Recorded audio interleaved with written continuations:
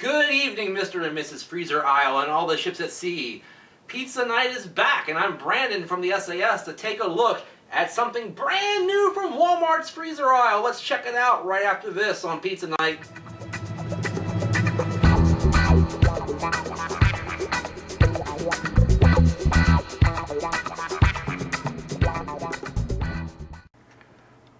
Never fear, Pizza Night is once again here for another Frozen Friday, December 2nd, 2015. So go ahead and grab yourself a can of beer. I so hate socializing. You know what? I kind of do too.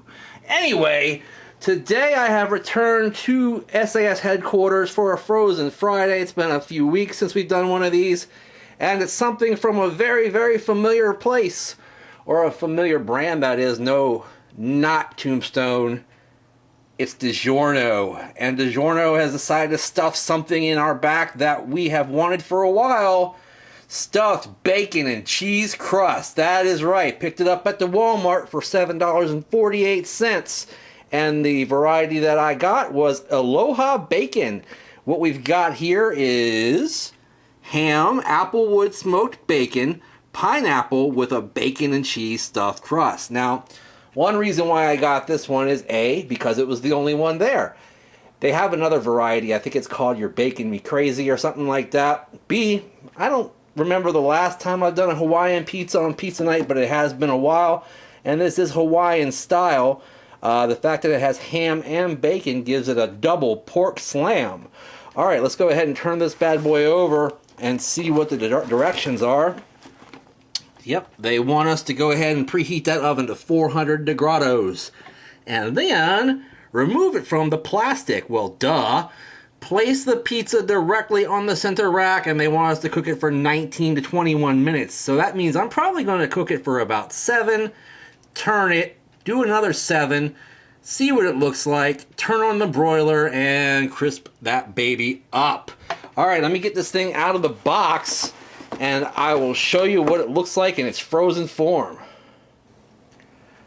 Alright, gang, I have taken this pizza out of its box, and I've got it here out of the plastic wrap as well. First thing you'll notice, there are little yellow bits of pineapple everywhere. I know I'm going to get some haterade on that, but that's okay. I kind of like pineapple on my pizza. And then you got little itty bitty pink things. Now, I think the larger pink things, like over here in this cluster, those are the ham. But the little itty bitty pink things, I'm guessing those are the bacon. I don't know, but either way, I'll get it out of the oven and show it to you in its cooked form in a flash. Well, the best laid plans of mice and men, they say, yada yada yada. Something strange happened with this particular pizza. You'll notice it's very brown in the middle right there. The cheese actually kind of cooked faster there than any other place on the pizza. And like I said, I cooked it for 7 minutes. I turned it, and after 7 minutes more, I got it out of the oven, looked at it. It was a little bit brown in this area.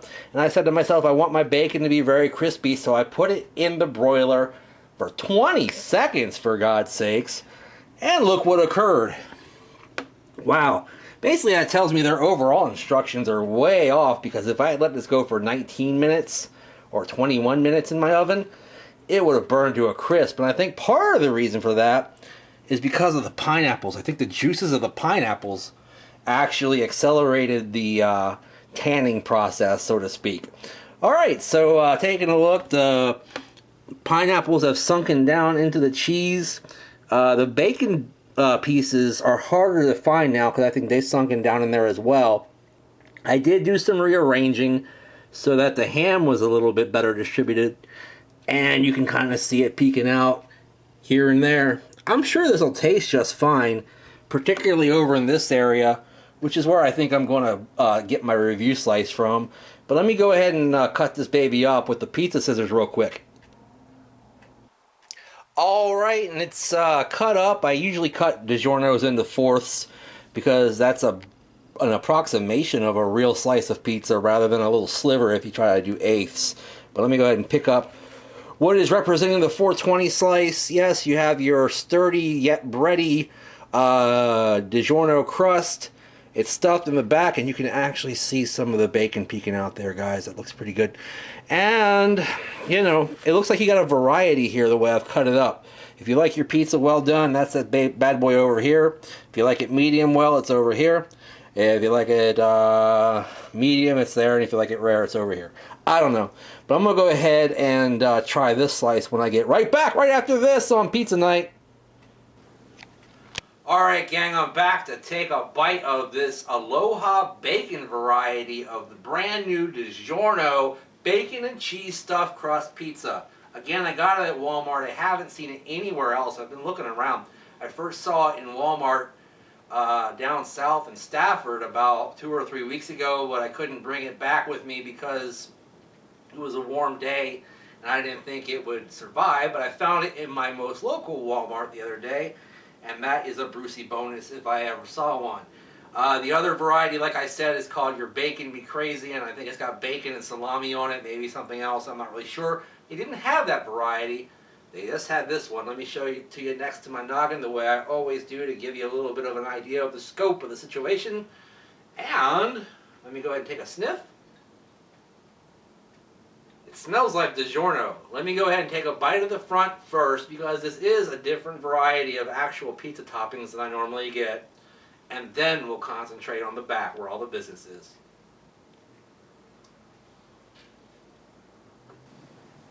Alright gang, the front of this pizza is what it is, and I'll tell you what it is in a minute, but let me go ahead and try where all the money is. That's in the back, baby. I actually have a napkin for once, so let me go ahead and wipe that off. Anyway, this pizza's okay. The front part of it, there's really nothing to see here, honestly. It's just a Digiorno with a different kind of makeup on it, you know what I'm saying? The pineapple is probably the most flavorful part of this pizza, at least on the front. Does give it a nice, sort of citrusy zing to it, which is pretty good, even though I don't think, is pineapple citrus? I don't know. Anyway, the crust, as we're building from the bottom to the top, is your traditional bready Digiorno crust. Have you seen the recent ad campaign where the lady picks up a piece of delivery pizza and it kind of flops over? Hey, that's the way I like it, by the way. And then the Digiorno doesn't. Well, it doesn't because it's, stiffened in some way by some chemical, I'm sure. But, it serves its purpose as a bed for the pizza and doesn't really give much to the flavor equation. The sauce is scarce on this one. I don't know if they just didn't put enough on it. I'm sure this is done by machine and measured, but not a ton of sauce here, and the sauce that is there had a slight acidic taste to it. Not exactly how I remember their sauce tasting, so maybe they're using a different variation, I don't know, but it's alright. When it comes to the meats, though, that's where this thing kind of falls apart. You do get some salty ham flavor from time to time, but not really enough, you know what I mean? Just a little bit to sort of tease your palate, but then, where's the bacon, man? Literally, I didn't taste any bacon on the front of that pizza whatsoever. So that's very strange. I did taste some bacon in the back when I finally turned it around and checked out the gimmick of the stuffed bacon and cheese crust back there. There was some bacon right in the beginning bite, and it wasn't crispy or anything. In fact, I found nothing crispy on this pizza, so that's one reason why the bacon is not noticeable. And what bacon there is microscopic, man. I really think they should have put larger pieces of bacon in this pizza. Let me tear a piece of this back end off. Yeah, even the bacon that's inside the crust is extremely small. There's tiny little bacon bits, and in this case, they're kind of flaccid looking. And not bacony to me, I like my bacon to be crispy and meaty, not kind of spongy and fatty. So the bacon on this particular pizza fails, even in the backside, because it's not great. Cheese in the back of the crust always tastes good. Cheese bread is great, right? Right. The cheese on the front of the pizza isn't fantastic. It's just there as a blanket to sort of cover the sauce so you can put the toppings on there. Not a ton of flavor, a slight creaminess perhaps, but that's about it. And the cheese in the back is more dense, so you get a denser version of that kind of bland, cheesy flavor, if that makes any sense. I don't know. But it's good. I'd eat it, you know, if I had like a cheese, polio cheese, string cheese of that kind of thing. I'd eat it, but it's not fantastic. All in all, this is not fantastic. It's just okay. I'm going to go ahead and give it a 2/3 of a thumbs up here tonight on Pizza Night. And with that said, thank you so much for watching Pizza Night. Check out all of our programming throughout December. Lots of holiday stuff going on. Sure, we'll have some kind of holiday snack briefs coming up for you this week sometime. If not Sunday, then Wednesday. Wednesday there will be another video as well, of course. And OTR comes to you on Tuesday. We've got lots of social media stuff going on, so you can follow me on Twitter and Instagram at Brandon Reich SAS. When you do, use the hashtag SnackSociety when you want to talk to me. That's the way I know what you're eating, and you know what I'm eating too. Also, check out our Facebook group and join it, if you will. 700 of the coolest people in the world are in our group, and you should be too. Why aren't you? Then, like, favorite, share, and subscribe. And in the meantime, in between time, I will see you next time. Bye-bye.